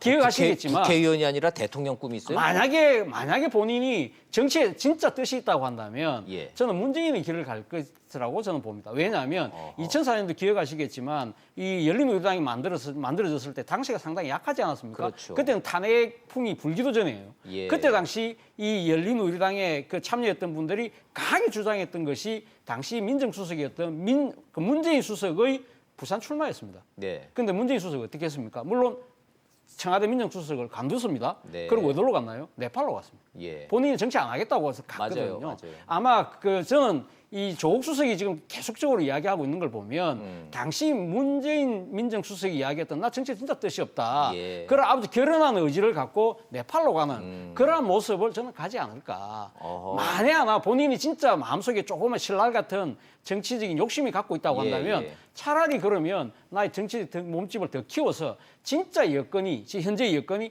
진짜 어려울 때 정말 돌아오라 조국이여 할 때 돌아오는 것이 낫지 않을까라는 생각을 본인이 하고 있지 않을까. 차 교수님 부산 상황을 정확하게 알고 계시는 분인데 굉장히 재미있는 분석을 해주십니다. 그리고 또 하나는 조국- 부산 상황 말씀하시니까 예. 그런데요. 부산에 지금 전재수 민주당 시당위원장이 지금 그 조국 수석을 출마해달라고 이야기를 하고 있지만 예. 부산의 어떤 민주당이 다른 목소리도 있습니다. 왜? 지금 조국 수석이 야당의 지금 공세에 타깃이 되고 있지 않습니까? 예. 조국 수석이 만약에 부산에 출마할 경우에는 말 그대로 선거 자체가 문재인 정권 심판론으로 프레임에 빠질 수도 있다. 거기에 대한 우려의 시각도 만만찮게 존재하고 있습니다. 그래서 조국은 부산으로 안 가고 간다면 네팔로 갈 거다 이렇게 말씀을 하시네요. 아니 서울로 재밌습니다. 돌아가죠. 학교로 돌아가죠. 학교로 아니 학교로 가든 네팔로 가든 어찌 됐든 정치판으로 안 가고 외면한다 이거죠. 저는 지금 당장은 안 갈 거라고. 차 교수님 아주 명쾌하게 말씀을 해주셨는데 그럼에도 불구하고 당에서 말이죠. 그냥 부산시당에서 그런 얘기 나오면 그런가 보다 그랬는데 홍영표 원내대표 가능성 있다 얘기해. 이해찬 대표 본인의 의지에 달렸다고 얘기해. 그 얘기는 야 진짜로 갈려나 보다. 이런 기대치가 확 올라간 건 사실이에요. 당 분위기 좀 전해 보세요. 장평우라님 어떻게 지금 보고 계세요? 근데 저는 이해찬 대표 발언을 좀 잘 봐야 될 것 같아요. 어떻게요? 차출이라는 말이 정치권에서 존재하지 않는다. 예. 본인의 의지가 가장 중요하다고 말했잖아요. 예. 이 말인즉슨 이해찬 대표는 지금 다른 전재수 시당위원장이나 홍영표 원내대표와는 결이 좀 다릅니다. 조국 수석 제발 와주세요. 가만을 태워주겠다는 게 아니라 의지가 있다면 본인 스스로 출사표를 던지고 당으로 들어와라는 이야기거든요. 그러니까 저는 이해찬 대표 같은 경우는 선을 어느 정도 긋고 있지 않은가. 예. 그리고 사실은 차 교수님 분석처럼 이해찬 대표 역시나 이번 총선에서는 조국 수석이 나오지 않을 것이라는데 좀 더 무게감을 두고 가능성은 열어두되 우리가 조국 수석의 차출에 민주당의 총선 명운이 걸린 것은 아니다. 이런 의사를 좀 분명히 하고 있는 것 같고요. 좀 냉정하게 얘기하면 이해찬 대표의 말은 가로 열고 닫고 조국이 뭔데 꽃가마를 태워줘. 정치의 뜻이 있으면은 지가 와야지. 이런 의미라고요. 그렇죠. 이해찬 대표 같은 경우는 정말 산전수전 다 겪은 백전노장 아니겠습니까? 예. 그런 입장에서 저렇게 말할 수 있고 또 당 지도부로서 총선을 이끌어가야 되는데 물론 앞으로의 총선이 아마 친문 선거가 될 확률은 큽니다. 지금 양정철 전 비서관도 민주연구원장으로 복귀하게 되고 윤영찬 전 수석 출사표 던졌고 예. 일기 청와대 인사들이 전면에 나서겠지만 조국 수석까지 돌아와 버리게 된다면 한국당이 오히려 원하는 프레임이 아닌가. 정권 심판론에 불을 붙여줄 수 있는 프레임이 될 수 있기 때문에 이 선거 경험이 많은 이해찬 대표의 발언은 전재수 시당위원장과는 비슷한 듯하지만 뜯어보면 상당히 다르다는 점. 그 부분을 재밌네요. 좀 유심히 봐줬으면 좋겠습니다. 두 분의 분석이 제가 예상했던 분석보다 굉장히 날카롭고 정교합니다.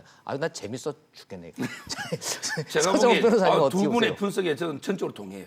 안 똑같습니다. 나온다 한 표예요? 저는요 진심으로 전재수든 예. 홍영표든 조국 놈에게 선거 도망칩니다. 그래요? 저렇게 왜 차출이 오느냐? 바로 이제 조국이 지금 야당의 비판의 십자포화를 받고 있잖아요. 네. 그러니까 이제 명예로운 퇴진, 테러를 열어주려는 꼼수다. 그러니까 이 조국 출마로는 정말로 출마시키려고 하는 게 아니라 지금 청와대 민정수석을 그만둬야 해야 될 되는데 타이밍인데 명분이 없으니까 그렇죠. 바로 이게 그런 명예로운 테러, 퇴진을 명예로운 열어주는 테러다. 꼼수가 아닌가. 저는 이게 조국 수석도 안 나갑니다. 본인도 이게 모르겠어요, 여론을. 예. 본인이 이게 옛날에요. 민정수석 되기 전에 서울대 교수하고 이때 한때는 인기가 좀 있었어요. 예. 이 좌파 중에는 이게 잘생기고 이런 게 있잖아요. 진보 중에 상당히 서울대 교수고 나름대로 이게 인기가 좀 많았는데 예. 그렇게 민정수석 하면서 잘생겼다는 부분은 속기록 삭제하겠습니다. 저희는 제 개인적인 생각으로. 외모 지상주의도 지양하지만 외모 추앙주의도 지양하기 알겠습니다. 때문에 그거 잘생긴 삭제하고 예. 일단 이게 아니, 옛날에는 잘생긴 건 사실이니까. 예, 옛날에는 이게 인기가 있었던 건 사실이잖아요. 네. 근데 민정수석 하면서 계속 이 검증 실패, 지금 청문회 보고서 없이 막 채택되고요. 예. 이러면서 이게 국정에서 많은 실패를 했거든요. 예. 그래서 이게 지금 나왔을 때는 옛날 같은 인기가 안 된단 말이에요. 그래서 저는 이게 조국 수석도 스스로 안 놓을 거고 민주당에서 이게 진심으로 꼭 이게 차출해서 꼭 필요하니까 이거보다는 아까처럼 명예로운 테러 이거로 보는 거예요. 자, 세 분의 얘기가 안 나온다라는 공통점이 있음에도 불구하고 결이 다 다릅니다. 차 교수님은 이 국회의원이라는 이 총선에 안 나온다라고 이제 보시는 거고, 두 분은 실익이 없다는 얘기. 뒤집어 얘기하면요, 한국당 입장에서는 조국 수석이 나오는 게 그럼 도움이 된다는 얘기인가요? 그런 논리라면? 그렇죠. 뭐 지금 그 지난번 나경원 원내대표가 그 이야기 했지 않습니까? 지난번 뭐 유튜브 방송에 나와서 그러니까 조국 수석과 같이 공부했던 사이고, 그렇게 정치하고 싶으면 지금 나와서 국회 총선에 그러니까 국회 와서 같이 맞짱뜨자는 이야기를 했던 것인데 링으로 올라와라. 네, 링으로 올라와라는 이야기죠. 그러니까 예, 그만큼 예. 그러니까 저는 그 뭐 조정욱 변호사님께서 말씀하시기를 조국 수석이 과거와 인기가 없기 때문에 본인이 안 나간다. 저는 그런 그 뭡니까 이 해석에는 저는 동의하기 어렵고요. 조국 수석이 아마 제 인기가 왜 생각에는 지금 없습니까? 지금 나가면은, 한국당 예. 입장에서는 조국 그 민정수석이 사실은 지금 그러니까 국회라는 그러니까 정치권의 울타리 밖에서 지금 여러 가지 하고 있는 행위 자체가 정치적 행위, 사실 행위가 정치적 행위인데 그 파괴력이 상당히 크다고 생각하고 있는 것이죠. 그러니까 조국 수석이 그러니까 대학 교수로 있을 때도 이 여러 가지 그러니까 정치권 그러니까 진보 세력들에게 코치했던 부분들이 많이 실현됐고, 당시에 그러니까 정권 교체하는데도 상당히 기여를 했던 측면이 있는 것이고, 그리고 지금 또 청와대에서 뭐 검증 실패다 이야기는 하고 있지만 사실은 문재인 대통령이 지금 조국 수석을 상당히 의지하고 믿고 하는 부분은 결국은 이 공수처 문제라든지 검경수사권 문제라든지 조국이 아니면 안 소위 말해서 된다는 거예요. 그러니까 개혁 입법에 대해서 조국만한 사람이 없다고 보는 것이죠. 그 부분에 대해서 자유한국당 입장에서도 조국 수석이 있는 한은 상당히 이러한 이 개혁 입법과 관련해서 자신들의 생각과 다른 부분 정치적 아젠다를 설정하고 끌고 나가는 데 있어서 상당한 능력이 있다. 그렇기 때문에 어떤 식으로는 흔들어야 되겠다는 생각을 아마 자유한국당은 그런 속내를 갖고 저는 하고 있다고 봅니다. 사법개혁의 아이콘이기 10초만 때문에. 말할게요. 예. 개혁 아니, 더 하셔도 입법- 돼요. 하세요. 예. 개혁 입법을 하려면요. 예. 조국이 필요한 게 아니고 예. 야당의 협치가 필요한 거예요. 국회 법이 통과돼야 되는데 조국이 있어서 이게 뭐 검경 수사권이든 공수처든 뭐가 됩니까?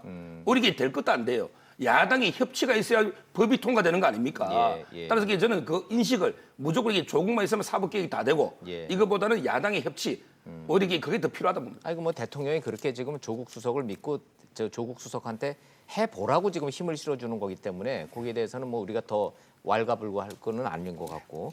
근데 차 교수님 그 우리 연배쯤 되고 그러면 기억나는 말이 있지 않습니까? 일찍이 이제 고 YS 김영삼 전 대통령이 정치 구단이 정치락하는 게 뭔지 아냐? 장관하고 청와대 수석 백날 해봐야 소용없는 거다.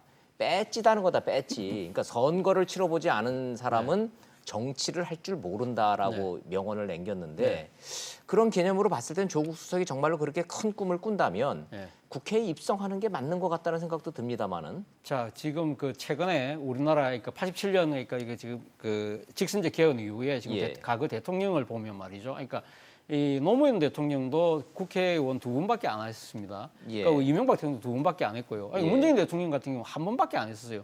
사실은 문재인 대통령 같은 경우는 거의 정치 문외한이나 다름없었습니다. 그렇기 때문에 그러니까 정치를 지금, 싫어하셨으니까. 그러니까 김영삼 대통령이 60년대, 70년대 민주화 투쟁을 통해서 정치권에 들어오던 그런 정치적 환경과 그러니까 군부 독재가 상당히 강하게 탄압하던 상황에서 자신의 전문 영역에서 뭔가 이렇게 능력을 키워나가기 힘들었던, 그리고 정치권의 진입장벽이 상당히 높았던 상황과 지금 87년 이후에 상당히 민주화되고 그러니까 사회 다양한 분야들이 지금 똑같이 주목을 받는 이런 상황에서는 오히려 저는 김영삼 전 대통령에게 했던 금뺐지만 국회의원만 뭔가 소위 말해서 권력을 잡는데 지름길이라는 말씀 자체가 저는 정치적 환경이 많이 바뀌었기 때문에 그런 문법 자체를 적용하기는 힘들지 않을까. 그리고 또 제가 하나 더 말씀드리고 싶은 거는 저는 조국 수석이 지금 뭐 제가 조국 수석의 속내를 정확히 들여다보지 않았기 때문에 조국 수석이 마치 제가 뭐 대통령 선거를 예비해 두고 있어서 그런 식으로 한다는 뜻이 아니라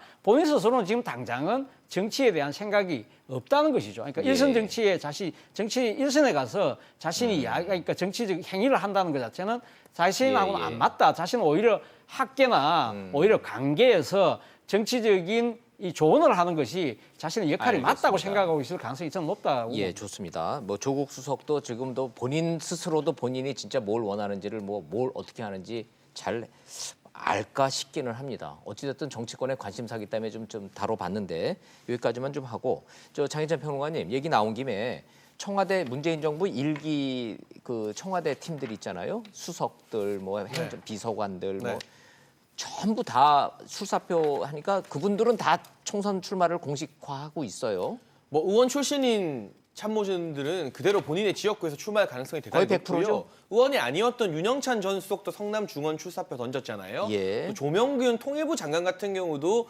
의정부 지역에서의 출마를 고려하고 있다고 합니다. 아, 조명균 장관도 나온대요. 고려하고 있다는 정치권의 예, 이야기가 예. 돌고 있는 만큼 기본적으로 다음 총선에서 일기 청와대 참모진들이 얼마나 활약할 수 있을 것인가, 또 이분들이 무사히 또 공천을 받을 수 있을 것인가도 민주당의 어떤 총선 전략에서 주목해 봐야 될 부분이고요. 지금 화면에 또 나오고 있지만 권혁기 전 춘추관장 같은 경우도 용산에서의 출마 기정사실화했고, 진성준 전 정무기획비서관은 얼마 전까지 서울시 정무부시장이었습니다. 네. 그런데 총선을 1년 앞두고 본인이 스스로 사직을 했어요. 김성태 잡겠다는 거네요. 그렇죠. 이제 예. 당사에서 나가겠다는 건데 곳곳에서 준비를 하고 있는 만큼 조국 수석이 나오지 않더라도요. 예. 다음 총선은 역시나 민주당의 선봉장들은 일기 청와대 출신들이 될 가능성이 크다. 제일 그렇다면 궁금한 왜 임종석 얘기는 안 나와요? 임종석 전 비서실장 당연히 나오죠. 어디로 그러나 나와요? 지역구 하마평이 굉장히 많은데 안전한 선택을 한다면 서울의 성동구, 중구가 될 확률이 높고요. 한양대에 있는 옛날 자기 그렇죠. 지역구. 예. 그러나 본인 스스로 이제 몸집이 커졌기 때문에 예. 또 이해찬 대표 같은 경우도 임종석 전 실장에게 거물에게 저격 공천을 하겠다는 이야기들을 조금씩 수면 아래에서 한다고 해요. 네. 그렇게 된다면 정치 1번가의 종로도 거론은 되고 있고, 예, 예. 또 하나 저는 그 부분에 이제 신임 지역위원장이 임명이 되긴 했지만 예. 나경원 원내대표가 있는 동작을 이야기가 계속적으로 들려오고 있습니다. 아, 나경원과 1대1 맞짱 대결을 한다. 동작으로 가서. 특히나 이해찬 대표가 예. 저는 보통 정치인이 아니라고 보거든요. 임종석 전 실장과 그렇게 원만한 사이는 아니라는 게 정치권에서 다 알려진 이야기잖아요. 맞아요. 그렇다면 꽃길을 깔아주기보다는 험지에 나가서 스스로 살아 돌아와라. 예, 아마 예. 그런 선택을 내릴 가능성이 좀 일반적인 중구나 이런 선택보다는 훨씬 더 확률이 높지 않을까. 그래서 임 전 실장은 이번 총선에서 위기이자 기회를 맞이하게 될 확률로 저는 보고 있습니다. 아, 이게 뒤에서 팍팍 밀어주시기는 하는데 이게 낭떠러지에서 미는 건지 평지에서 미는 건지 이제 판단은 잘 안 될 것 같기는 하네요. 어찌됐든 임종석 전 비서실장이 어디로 나간다는 뉴스죠. 확정은 안 됐지만. 어디든 나가긴 나갈 겁니다. 물론 100% 나가야죠. 나가야 되는데 어디로 나갈 건 뉴스네. 자, 서정욱 변호사님. 근데 뭐 하실 말씀이 많은 것 같은데 제가 궁금한 것부터 여쭤봐도 될까요? 예, 말씀하세요. 예. 문재인 정부 일기 이 참모진들이 이렇게 대거 총선 출마를 하는 거는 약이 될 수도 있고 독이 될 것 같기도 한데 어떻게 보세요? 저는 이게 뭐 긍정적으로 봐요. 왜냐하면 이게 내년 총선은요. 예. 어차피 이게 문재인 정부에 대한 중간 평가 성격을 띌 수밖에 없어요. 아하. 그렇다면 이게 그 일기 참모들 있잖아요. 예. 이분들이 당당하게 출마해서 국민의 민심이 어떤지 평가를 받아야 심판을 된다? 이렇게 평가를 받아봐라. 예, 예. 저는 이게 긍정적으로 평가하고요. 듣고 보니 그러네요. 예. 예. 그다음에 뭐 임종석 실장 있잖아요. 뭐 본인에게 몸값 때문에 종로 이야기도 나오고 하지만 네. 저는 이게 이분이 대중성이 있잖아요. 옛날에 이게 성동에 김동성 의원한테 한번 떨어지고요. 네. 그리고 이제 은평에 아마 가서 강병원 지금 의원 있잖아요. 예, 예. 거기 경선에도 진 걸로 알고 있거든요. 그래서 이게 물론 비서실장을 거쳤지만 이때까지 역대 선거 결과를 보면 네. 썩 이게 대중성이 뭐 아주 뛰어난 이런 분은 아니기 때문에 과연 이게 험지 출마해서 어떤 결과가 나올지는 모르겠습니다. 예. 말씀하시는 순간에 시청자 여러분들 문자 중에 조국이 없으면 야당은 협치합니까? 조국 경질을 한다고 야당이 협치는 해줄 겁니까? 이런 뭐 의견도 좀 있기는 있네요. 자, 이거 뭐 한 시간이 훌쩍 지나가서 말이죠. 자, 이 얘기를 안 할 수가 없으니까 한 1분씩만 좀 차 교수님부터 좀 여쭤보도록 하죠. 총선 얘기를 하다 보면은 결국은 이 중소 군소 정당들 살아남을까 이 네. 얘기를 안 할 수가 없는 손학규 대표님 워낙 그래서 네. 고생도 많이 하시고 바른미래당과 평화민주당이 합칠 거다 아니다 쪼개질 거다 말이 워낙 많은데 네.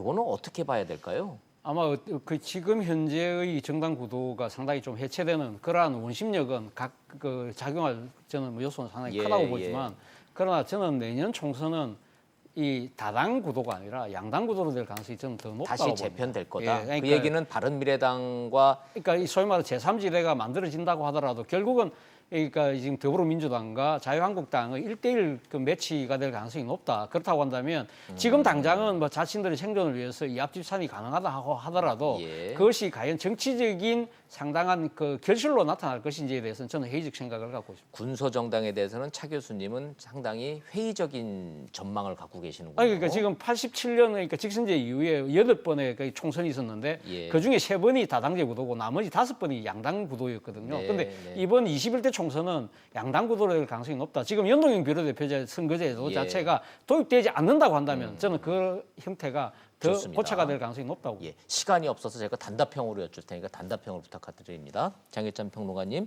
양당제 구도로 재편될 거다, 아니다, 다당제로 갈 거다 중에 어느 쪽? 저는 사실상 양당제일 확률이 높다고 양당제로 봅니다. 간다. 그러니까 군소정당 선택지가 있더라도요. 예. 그게 지난번 국민의당 돌풍처럼 어마어마한 영향을 끼칠 가능성은 낮고요. 제3지대도 역시 잘 안 될 거로 보시는군요. 네, 그리고 뭐 지역별, 예를 들면 호남에서의 민주평화당이 어느 정도 영향력을 발휘할 가능성은 있겠습니다만 전체 전국에서 봤을 때는 결국에는 집권 여당 대 단일 보수 야당의 싸움이 될 확률이 높아 보입니다. 네, 딱 한 가지만 더.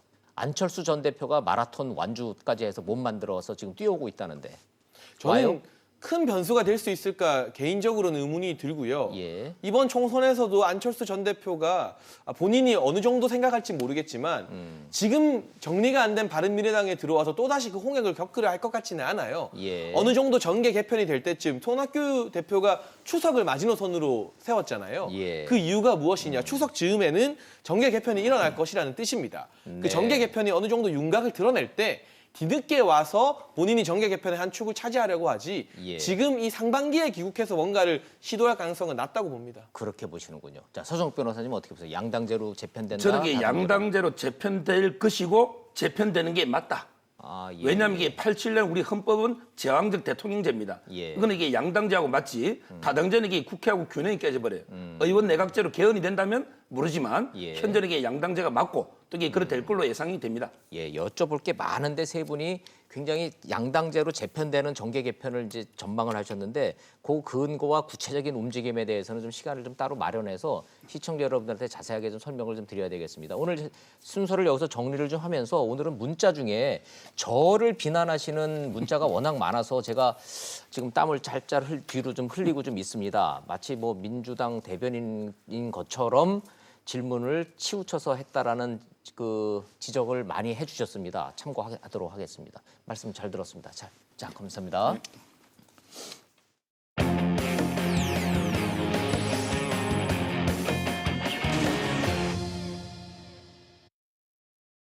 기억하고도 추모하기도 벅찼던 어제 하루에 정치권에서 세월호 관련된 막말이 또 나와서 또 다른 갈등으로 번졌습니다. 이 얘기 좀 들으시고 이슈 따라잡기로 돌아오도록 하겠습니다. 자유한국당 부천소사 당협위원장인 차명진 전 의원은 세월호 5주기 하루 전날인 그제 페이스북에 세월호 유가족들이 자식의 죽음에 대한 세간의 동병상련을 징하게 이용해 먹는다며 막말을 쏟아냈습니다. 귀한 사회적 눈물 비용을 개인용으로 다 쌈싸 먹었다. 자식 팔아 생계 챙겼다는 등 단원고 희생자 유가족을 보상금과 관련지어 비하하기도 했습니다. 당의 원내대표를 지낸 사선의 정진석 의원도 세월호 그만 좀 우려먹으라 해라. 이제 징글징글하다는 내용의 글을 받았다며 SNS에 올렸다가 비판이 쏟아지자 글을 삭제했습니다. 세월호 유가족과 시민단체들로 구성된 4.16 연대는 법적 대응을 하기로 했습니다. 유가족들의 고소와 저희 시민들의 고발을 통해서 그냥 넘어가지 않을 생각입니다. 민주당은 두 전현직 의원의 제명을 요구했고 정의당과 바른미래당, 민주평화당도 정계 은퇴를 촉구했습니다. 한국당은 모레 당 윤리위를 소집해 5.18 망원 의원들과 함께 세월호 막말 문제를 논의하기로 했습니다. 부적절한 발언이었기 때문에 그에 따른 조치들을 취하고 있습니다. 하지만 지난 2달 5.18 망원 문제를 미뤄왔던 한국당이 제대로 된 조치를 취할지 의문이라는 지적이 나오고 있습니다. 자, 세상 돌아가는 소식 이슈 따라잡기 순서 들어왔습니다. 김수민 시사평론가님 나오셨네요. 어서 오십시오, 김 평론가님. 네, 안녕하세요. 반갑습니다. 예. 자, 이거 뭐 한 이틀 됐는데 가라앉질 않고 있어요. 이 세월호 막말. 네, 그렇습니다. 이거부터 좀 여쭤볼게요. 그 글들 다 내렸나요? 페이스북에 게시를 그저께죠. 저녁 오후에 했다가 그 밤에 다시 내린 것으로 나와 있고요. 그리고 이제 페이스북 글뿐만 아니라 사실은 차명진 씨가 사과를 하기 전에 예. 유튜브에 출연을 해가지고 자신의 발언을 후회하지 않는다라는 얘기를 했습니다. 또 했어요. 네, 김문수 TV에서. 근데 그 동영상도 현재는 삭제된 것으로 예. 네, 그렇게 나타나 있습니다. 저는 이 글 처음에 봤을 때 혹시 그 음주 운전만큼 위험하다라고 하는 음주 페북 아니었을까 싶었는데 그게 아니었던 모양이죠? 뭐 거기에 대해서 확실히 밝혀져 있지는 않습니다. 자신이 예. 아니 뭐 차명진 처음에 전 뭐 의원이 내가 후회하지 않는다고 네. 그랬다니 그러면 술 먹고 쓴 건 아닙니다. 그 얘기잖아요. 술 먹고 써도 후회는 안 할 수도 있죠. 네. 취중 진담이라고 예, 해서. 취중 진담이라고. 취중이었는지 아닌지 그것은 뭐 알려지지는 않았었고요. 예. 여하튼간에 사과하기 전에 그렇게 후회하지 않는다라고 얘기했던 것은 팩트인데 그마저도 일단은 삭제돼 있는 상태고 예. 뭐 그 삭제된 경위에 대해서는 분명하게 아직 알려져 있는 건 없습니다만은 본인이 부담을 느끼고 있는 것은 맞는 것 같습니다. 자, 이거 뭐 입에다가 그냥 이렇게 저희가 인용하기에도 민망한 내용이기 때문에 그 내용은 생략하도록 하고 네. 어찌됐든 국민적 분노, 유족들의 분노, 정치권에서의 한탄 여러 가지가 지금 동시에 터져 나오고 있는데 제일 궁금한 것부터 여쭤보면 한국당 지도부 어떻게 하겠대요? 일단은 어제 조금 이례적으로 비춰질 수 있는데 황교안 대표가 세월호 참사 추모 행사에 참석을 했어요. 네. 그리고 이제 나름대로 자신이 지난 정부에서 몸담고 있었던 사람으로서 사과드린다. 뭐 그 어조가 좀 더 강해야 된다, 약해야 된다, 뭐 이런 걸 떠나서 예. 어쨌든 유감 내지는 사과 표명을 한 상태에서 이런 돌발적으로 보이는 사건이 터졌기 때문에 네. 일단 그 자리에서 이건 부적절한 발언이었다, 아하. 조치를 하겠다. 라고까지는 밝혔고 그럼 황 대표가 말하는 조치는 뭐를 말하는 겁니까? 우선은 자유한국당 윤리위원회 예. 회부가 되는 것이겠죠. 어차피 뭐 대표가 당원권을 정지시킨다거나 제명시킨다거나 이거는 대표의 소관 권한은 아니기 때문에 거기에 대해서 자유한국당 윤리위에 회부하겠다라고 하는 그런 입장까지는 나온 것입니다.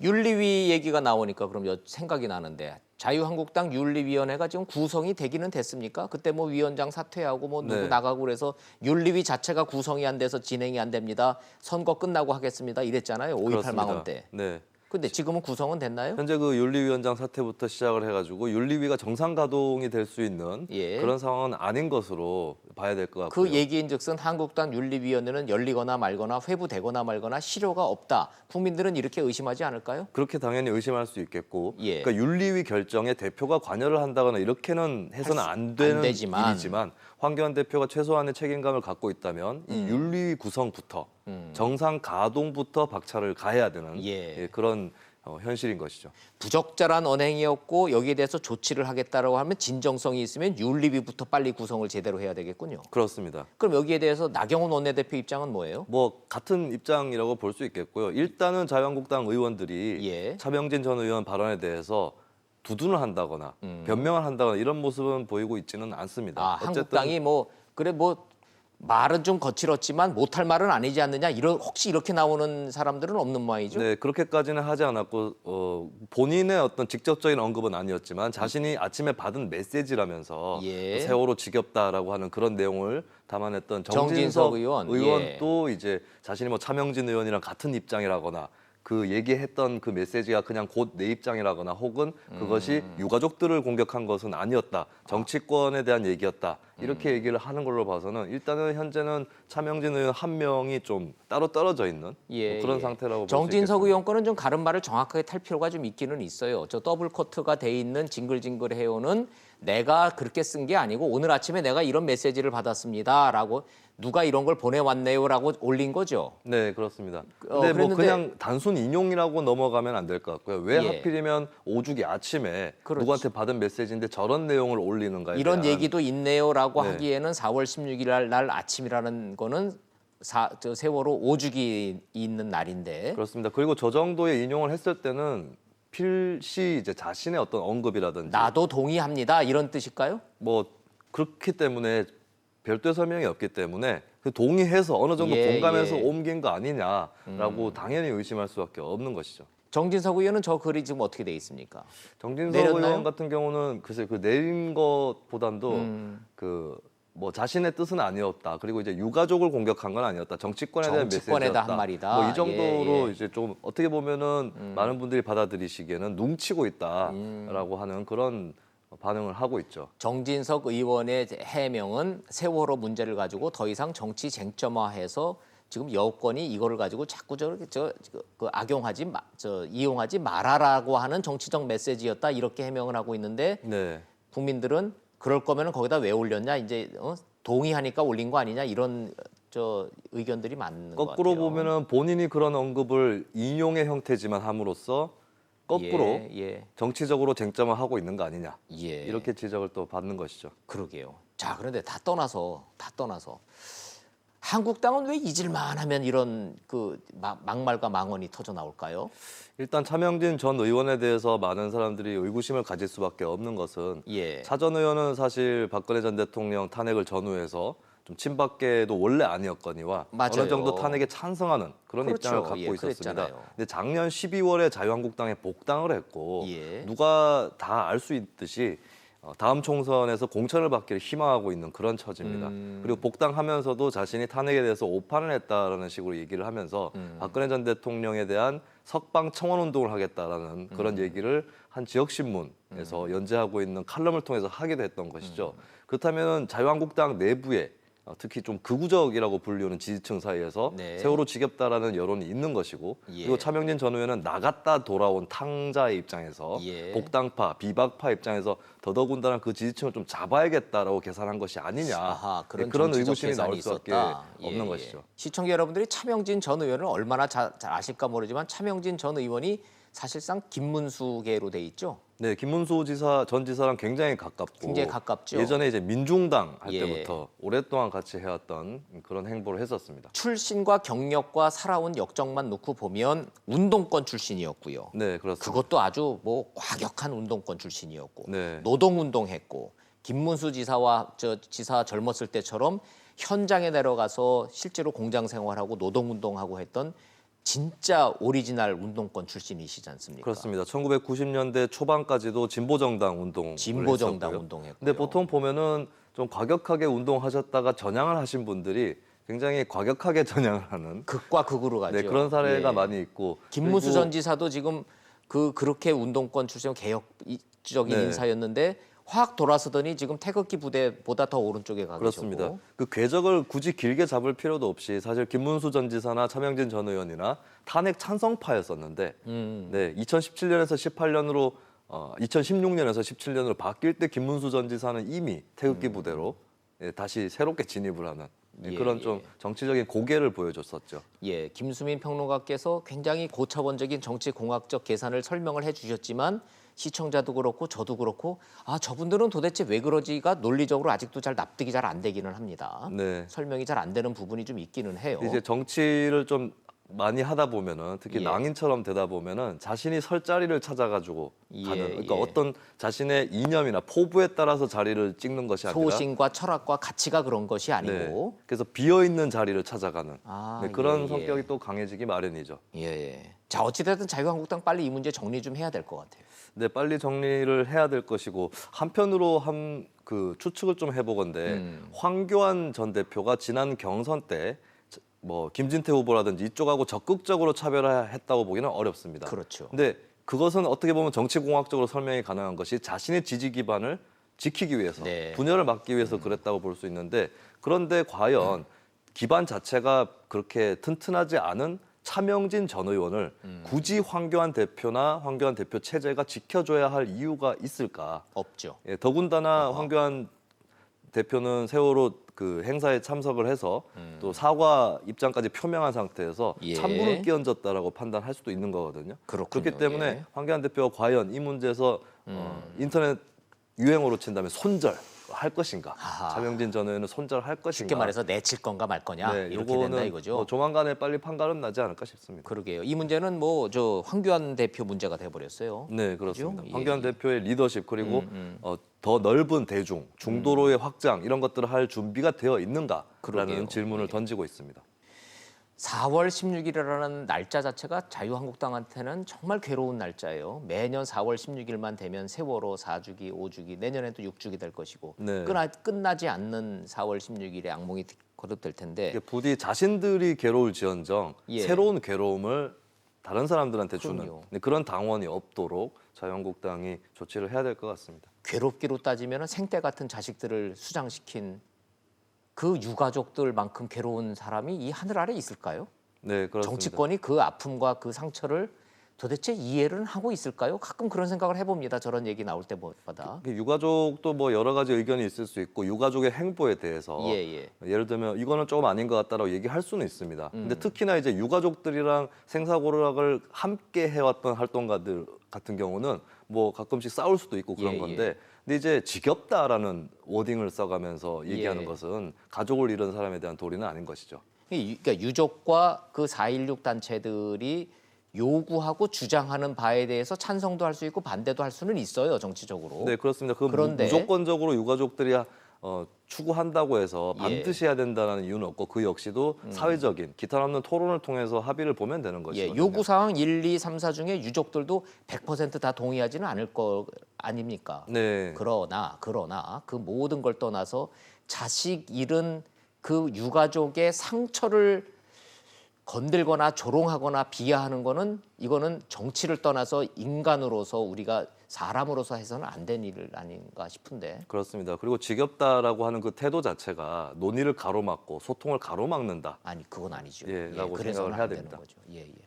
자, 관련해서 이 와중에 이 논란의 중심이 돼 있는 박근혜 전 대통령 구속만기일이 다가왔대요. 네, 그렇습니다. 이제 기결수로 4월 17일 자정 0시를 기해서 미결수에서 기결수로 바뀌었습니다. 그럼 미결수에서 기결수로 됐다고 그래서 구속 기간이 만료된다고 다른 이 재판받는 분들처럼 석방되는 건 아닌 거예요. 네, 왜냐하면 이미 새누리당 공천 개입건으로 징역 확정이 됐으니까. 2년이 확정이 돼 있습니다. 그리고 그 2년은 지금까지 살아왔던 그 구속 기관하고 상관없이 새로운 제목이기 때문에 일단은 그것이 집행되기 시작을 하는 것이고요. 그리고 남아 있는 원래 국정농단 사건을 포함한 그 사건들에 대해서 대법원 또 재판이 남아 있기 때문에 그냥 기결수로 바뀌고 그대로 옥살이를 해야 되는 그런 상황이 됐고요. 다만 이제 노역에 들어가지는 않습니다. 대법원 재판을 마저 마무리해야 되기 때문에 그렇죠. 노역을 하지 않고 서울구치소에 일단 머무르면 쉽게 얘기해서 옷만 바뀌는 것이죠. 자, 이 얘기를 제가 좀 질문을 드린 이유가 시청자 여러분들이 궁금해하시는 것 중에 하나, 자유한국당 일부와 대한애국당에서 자 이왕 이래 된 거 저 풀어 석방 해놓고서는 재판받자라는 요구가 계속 나오고 있는데 그렇게 될 가능성이 있어서 그러는 겁니까? 아니면 총선 앞두고 그냥 한번 정치적으로 주장하는 겁니까? 이미 기결수가 되었기 때문에 뭐 석방은 힘들다고 봐야 되겠죠. 대법원 재판도 끝나지 않았고. 사면하기 전에는 불가능해졌죠, 법적으로. 네, 그렇습니다. 아마 나중에 그러한 얘기를 하는 사람들은 사면 주장을 할 것입니다. 사면 촉구를 할 것인데 어떻게 보면 이게 정치적인 수라고 봐야 되겠죠. 그 전직 대통령이 저렇게 감옥에 gat혀 있고 그리고 gat혀 있은 지 꽤 되지 않았냐. 전두환 노태우 씨하고 뭐 그때 기간하고 비교해도 좀 되지 않았냐. 좀 풀어줄 만도 하지 않냐라고 하는. 그래서 아마도 제가 예상컨대는 이제 그런 석방 요구가 받아들여지지 않고 나중에 사면 요구도 받아들여지지 않는다면 매정한 대통령이라는 식으로 공격할 가능성이 다분해 보입니다. 현실은 구치소 앞에서는 지금 보시는 저 화면처럼 태극기 부대와 대한애국당의 석방 요구 집회는 오늘도 계속되고 있다는 점. 하루도 안 빼주고 벌어지고 있어요. 그렇습니다. 그 집회에 참석을 하시는 분들은 정말 열망하면서 박근혜 전 대통령 석방을 바라고 있을지도 모르겠습니다만 정치인들, 국회의원들 중에서 석방을 해달라, 결단을 해달라고 촉구하는 사람들 과연 실제로 석방이 될 거라고 기대해서 가능해서 그렇게 촉구를 하는지는 다소 의문이 있죠. 자, 저 조원진 의원 얘기, 저 화면도 나오고 저 집회는 매일 계속되고 있습니다. 자, 시간이 없지만 딱 요거는 저 마지막으로 그 유명한 별장 성접대 사건의 장본인 윤중천 씨 체포됐죠? 네, 체포가 됐는데 일단 체포된 이유는 뭐 회사 돈을 좀 빼돌렸다라고 하는 그런 것이 포착이 된 게 있고 또 평소에 뭐 회사의 규모를 과시해서 뭐 사기, 사기 혐의로 결국에 이번에 체포가 된 건데 얼핏 보면은 이게 혹시 별건으로 사람을 집어넣어서 억압을 하기 위한 게 아니냐라고 할 수도 있겠지만 지금 사실은 김학의 전 차관에게 뇌물을 줬느냐 아니냐 이것이 굉장히 중요한 부분이고 돈을 빼돌렸다면 이제 뇌물과의 연관성, 그 자금 흐름을 좀 추적할 필요가 있기 때문에 같이 회사를 운영했던 분들 주장에 따르니까 윤중천 씨가 회사 돈을 수십억을 빼돌려서 그 해임이 됐는데 그 돈의 용처가 전부 다 로비 자금으로 술 먹고 골프 치고 뭐 이런 접대하고 이런 데로 썼더라. 그 중에 일부가 김학의 전 차관한테 얼마가 갔는지를 들여다보겠다. 그렇습니다. 그럼 뭐 딱 이해가 되네요. 그러니까 이번 체포가 당연히 압박은 되겠지만 별건으로 사람을 별거 아니다. 얽어놓은 건 아니다. 그런 자, 설명을 일단 하겠습니다. 사기 혐의로 체포돼서 조사가 진행 중이다라는 얘기까지 하고 여기까지 듣죠. 잘 들었습니다. 네, 고맙습니다. 고맙습니다.